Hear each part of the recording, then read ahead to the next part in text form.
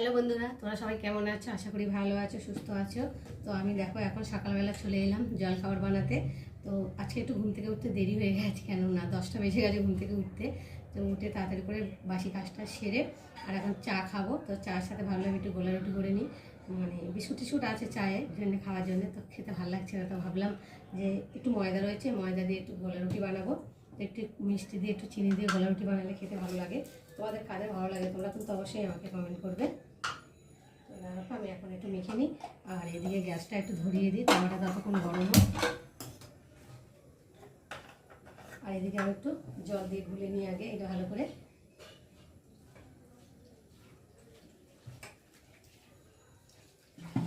চাটা খেয়ে আবার রান্নায় যাবো, কেননা আজকে ঘুম থেকে উঠতেই ভীষণ দেরি হয়ে গেছে, বললাম তোমাদের সাথে। তো প্রায় 10:30 বেজে গেছে। আর টিফিনটা করবো, করে আর তারপরে রান্নায় যাব। তো আজকে কি রান্না করব সে তো বাজারে গেলাম না, বেলা হয়ে গেছে। তো যাই হোক, ঘরে যা আছে তাই দিয়ে রান্না করব। আর কি রান্না করব তোমাদের সাথে শেয়ার করবো।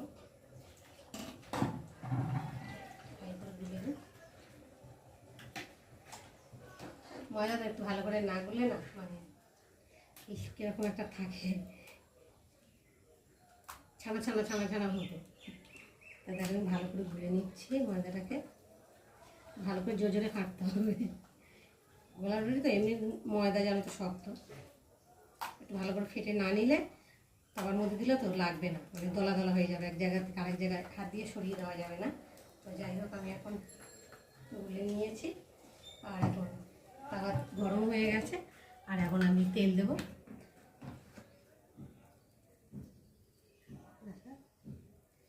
রুটিটা করবো, করে তারপর চা বসাবো। চাটা এখন বসাইনি, চা বসালে চাটা তাড়াতাড়ি হয়ে যাবে, আর রুটিটা একটু হতে তো সময় লাগবে। চাটা ততক্ষণ ঠান্ডা হয়ে যাবে।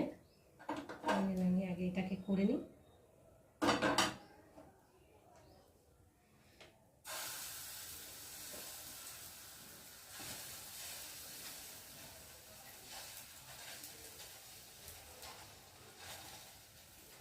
তো দেখো কি সুন্দর গোল মতো করে দিয়েছে।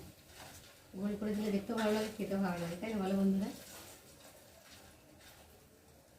ওটা তখন হতে থাক, আর আমি এটা আরেকটু ভালো করে ফেটে নিই।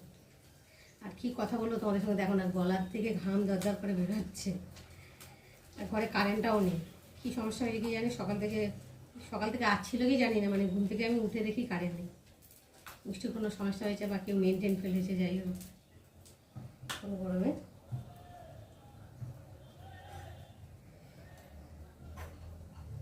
তো চলো বন্ধুরা, দেখো টিফিন করে ভাতটা আগে বসিয়ে দিয়েছি, তারপর টিফিন করেছি।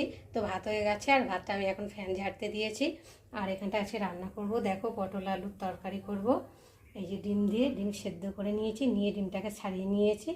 আর ডিমের জন্য মশলা করে নিয়েছি, কাঁচা লঙ্কা কটা চেড়ে নিয়েছি, পেঁয়াজ দুটো বেটে নিয়েছি, আদা রসুন জিরে বেটে নিয়েছি। আর এখানটা এই যে বটবটি ভাজা হবে আলু দিয়ে। আর এই কড়াটা গরম হচ্ছে, আর এখন আমি কড়ার মধ্যে তেল দেবো।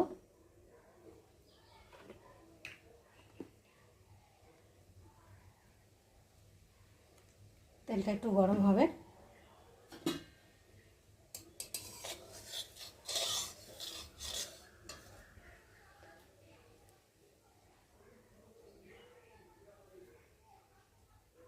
তো দেখো তেলটা গরম হয়ে গেছে, আর আমি এর মধ্যে অল্প করে একটু নুন দেবো। নুন দিয়ে আর ডিমগুলো ছেড়ে দেবো। নুনটা দিয়েছি কেননা যাতে ডিমগুলো না ফাটে।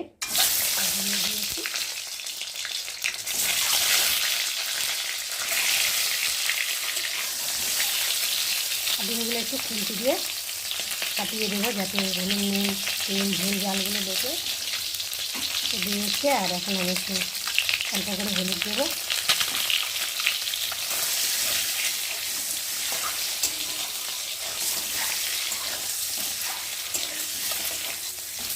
দেখো ডিমগুলোকে ভেজে তুলে নিয়েছি, আর ডিমের কালারটা কি সুন্দর লাগছে না দেখতে। আর এখানটায় দেখো ডিম ভাজা তেলের মধ্যে অল্প করে তেল দিয়েছি, ওই তেলের সাথে পটলগুলোকে আগে ভালো করে ভেজে নেব।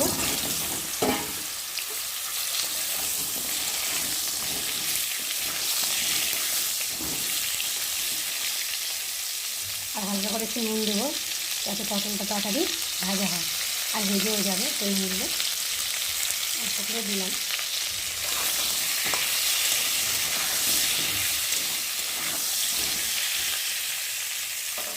আমার পটল ভাজা হয়ে গেছে, আর আমি এবার একে একে তুলে নেব পটল ভাজাগুলো। তো পটল ভাজাগুলো এই ডিমের মধ্যেই তুলে নেব, কেননা ডিম ভাজা হয়ে গেছে, তার এক সাইড করে তুলে নেব।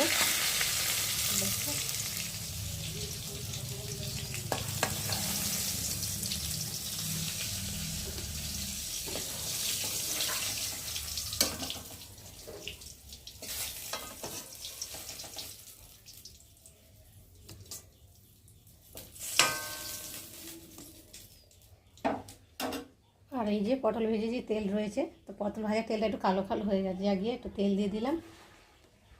দেখো তেলটা গরম হয়ে গেছে, আর এর মধ্যে আমি জিরে আর তেজপাতা ফোড়ন দেব। দিয়ে ভালো করে ফোড়নটা একটু ভেজে নেব।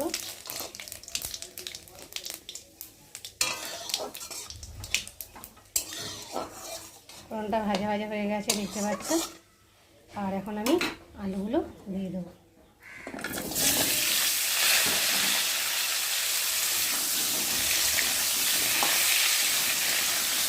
একটু ভালো করে আলুটা ভাজা ভাজা হয়ে গেছে, দেখতে পাচ্ছে ব্রাউন কালার এসে গেছে। আর এখন এর মধ্যে আমি মশলা দেবো।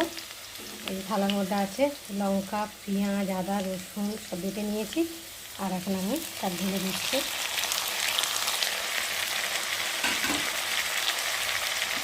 আর দেবো নুন, সরি তারপরে দিলাম হলুদ, আর দিলাম নুন। আগে পরে আগে হয়ে গেছে, যাই হোক নুন দিলাম। ভালো করে আলুর সাথে মশলাটা কষিয়ে নেবো। টমেটো দেবো না, টমেটো দিলে না পটলের সাথে টমেটো দিলে খেতেটা অত মানে ভালো লাগে না, টকটক লাগে আর টেস্টও লাগে না। তোমরা এমনি বিনা টমেটো রান্না করে দেখবে, খেতে ভীষণ ভালো লাগে। তো আমি এরকম করে খাই, খেতে ভালো লাগে, তার জন্য তোমাদেরকে বললাম তোমরা এইভাবে দেখো। আলুর সাথে মশলাটা কষানো হয়ে গেছে ভালোভাবে, দেখতে পাচ্ছ মশলাটা ভালো ভাজা হয়ে গেছে, আর তেল ছেড়ে দিয়েছে। আর এখন আমি ভিজে রাখা পটলগুলোকে ঢেলে দেবো। দিয়ে আর একটু পটলের সাথে মশলাটা আর একটু ভালো করে ভেজে নেব।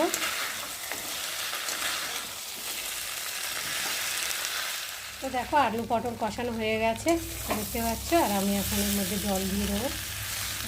আর আমি এই তরকারিটা কাঁচা লঙ্কাই করলাম, গুঁড়ো লঙ্কা দিলাম না, কেননা আমাদের একটু শরীরের সমস্যা হচ্ছে, তো তার জন্যে কাঁচা লঙ্কা দিয়েই করলাম। গুঁড়ো লঙ্কা দিলে কী বলো তো, তরকারিটা দেখতে ভালো লাগে, লাল লাল হয়, এটাই। কিন্তু গুঁড়ো লঙ্কাটা খাওয়াটা শরীরের পক্ষে খুবই ক্ষতিকর, তার জন্যে। আর আমাদের বাড়িতে খুব একটা পছন্দও করে না গুঁড়ো লঙ্কা, তার জন্য আজকে আমি সাদা কাঁচা লঙ্কা দিয়ে করলাম। তারপরে ঝোলটা অনেকটাই শুকিয়ে গেছে, আর দেখো আলুগুলো সেদ্ধ হয়ে গেছে।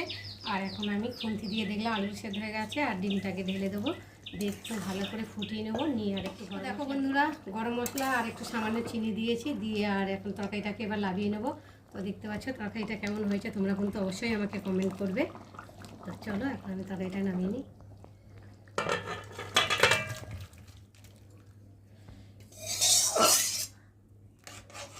তো দেখো মাখা মাখা তরকারিটা করেছি, নিশ্চয়ই দেখে মনে হচ্ছে খেতে ভালো হয়েছে। তা চলো।